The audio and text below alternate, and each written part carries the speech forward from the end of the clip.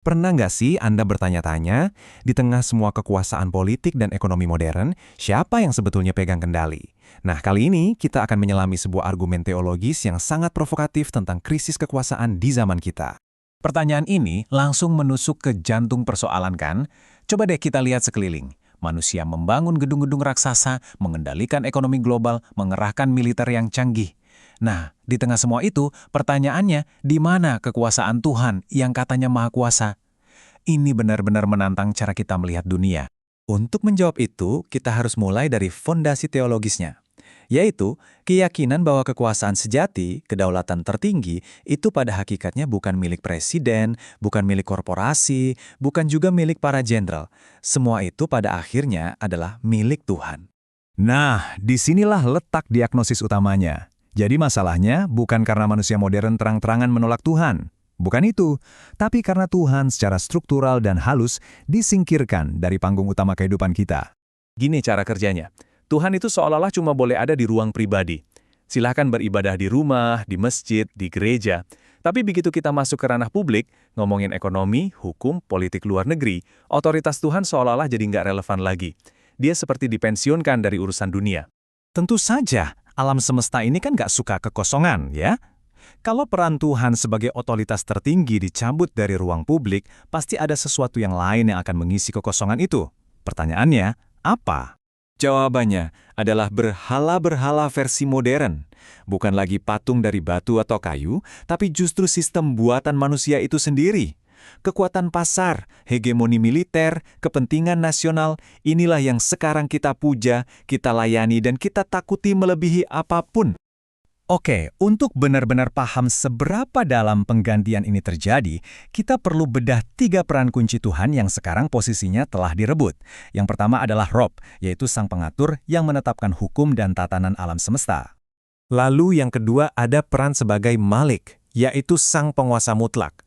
Raja di atas segala raja, yang kedaulatannya melampaui semua pemimpin dan penguasa di dunia. Dan yang terakhir, peran sebagai Ilah, satu-satunya zat yang layak menjadi tujuan akhir dari seluruh ibadah, loyalitas, dan pengabdian kita. Nah, tabel ini merangkum semuanya dengan sangat jelas. Lihat deh, peran Rob, sang pengatur, sekarang digantikan oleh sistem politik dan ekonomi. Peran Malik, sang penguasa, digantikan oleh hegemoni militer dan finansial. Dan peran Ilah, tempat kita mengabdi, digantikan oleh loyalitas pada kepentingan nasional dan rasa takut kita pada kekuatan manusia lain. Dan inilah gejala utamanya. Buktinya dalam kehidupan sehari-hari, kita jadi lebih takut pada sanksi ekonomi, ancaman militer, atau tekanan politik dari negara lain daripada takut melanggar perintah Tuhan. Loyalitas tertinggi kita, tanpa sadar, telah bergeser. Oke, sampai sini mungkin ada pertanyaan besar yang muncul. Kalau Tuhan memang maha kuasa, kenapa dia seolah-olah membiarkan semua ini terjadi? Kenapa dia nggak langsung intervensi dan menghentikan pemberontakan manusia ini? Nah, menurut argumen ini sejarah itu bukan bukti bahwa Tuhan lemah atau absen. Justru sebaliknya, dunia ini adalah panggung ujian, sebuah arena tempat pilihan moral kita diuji. Apakah kita akan tunduk pada Tuhan atau kita akan tunduk pada ciptaan kita sendiri? Poin kuncinya ada di konsep yang disebut sunatullah, semacam hukum sejarah ilahi yang nggak bisa diubah. Hukum ini memastikan satu hal, tidak ada dan tidak akan pernah ada kekuasaan manusia yang abadi. Semuanya akan naik dan pada akhirnya pasti akan runtuh. Sejarah itu penuh banget dengan contoh. Kita ambil satu yang paling terkenal, Fir'aun, seorang penguasa yang saking mabuknya dengan kekuasaan sampai dia berani mendeklarasikan, "Akulah Tuhanmu yang paling tinggi." Tapi ya itu tadi, sunatullah bekerja. Sejarah selalu menunjukkan akhir yang sama bagi kesombongan semacam itu. Kekuasaan yang dibangun di atas arogansi pada akhirnya pasti akan hancur lebur, hanya tinggal jadi cerita. Dan semua ini membawa kita ke puncak argumennya. Sebuah titik di mana cara kita memandang seluruh krisis modern ini dibingkai ulang secara total. Ternyata, akar masalahnya bukanlah seperti yang kita kira selama ini.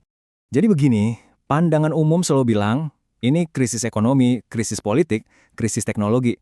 Tapi menurut argumen ini, bukan. Itu semua cuma gejala.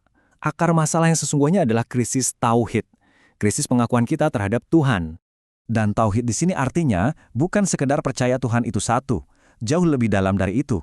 Ini adalah pengakuan total bahwa Tuhan adalah satu-satunya sumber hukum, nilai, dan ketaatan mutlak, baik dalam urusan pribadi maupun urusan publik.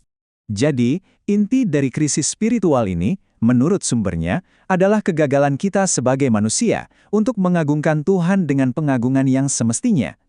Kita gagal menempatkannya pada posisi yang seharusnya dalam kehidupan kita. Oke, setelah kita menelusuri seluruh argumen ini, pertanyaannya sekarang kembali kepada kita masing-masing. Apa yang bisa kita petik dari semua ini? Poin utamanya adalah ini. Kita selama ini mungkin mengajukan pertanyaan yang keliru.